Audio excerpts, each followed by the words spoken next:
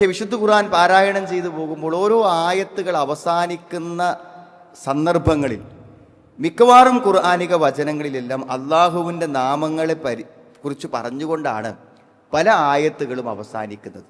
പലപ്പോഴും വിശുദ്ധ ഖുർആൻ പാരായണം ചെയ്യുമ്പോഴും പഠിക്കുമ്പോഴും നമ്മൾ കാണുന്ന ഒരു കാര്യമാണ്. അത്തരത്തിലുള്ള ഒരു നാമമാണ് നമുക്കെല്ലാവർക്കും പരിചിതമായ വിശുദ്ധ ഖുർആൻ ഓതുന്ന സമയത്ത് ധാരാളക്കണക്കിന് പ്രാവശ്യം നമ്മളെല്ലാം ഓതിപ്പോയിട്ടുള്ള പറഞ്ഞു പോയിട്ടുള്ള അള്ളാഹുവിൻ്റെ ഒരു വചനമാണ് അൽ ഖബീർ എന്ന് പറയും. അൽ ഖബീർ എന്ന് പറഞ്ഞാൽ എല്ലാം സൂക്ഷ്മമായി അറിയുന്നവനാണ്. അള്ളാഹുവിൻ്റെ അറിവിൻ്റെ നിഗൂഢതയും അതേപോലെ തന്നെ അതിൻ്റെ സൂക്ഷ്മതലങ്ങളെയും ഏതു രഹസ്യങ്ങളെയും ഏതു നിഗൂഢതകളെയും സ്വകാര്യങ്ങളെയും ഒരാൾക്കും അറിയാൻ പറ്റാത്ത കാര്യങ്ങളെക്കുറിച്ചെല്ലാം അറിയുന്നവനാണ് അള്ളാഹു എന്നത് അള്ളാഹുവിൻ്റെ നാമങ്ങളിൽപ്പെട്ട ഒരു പ്രധാനപ്പെട്ട നാമമാണ്.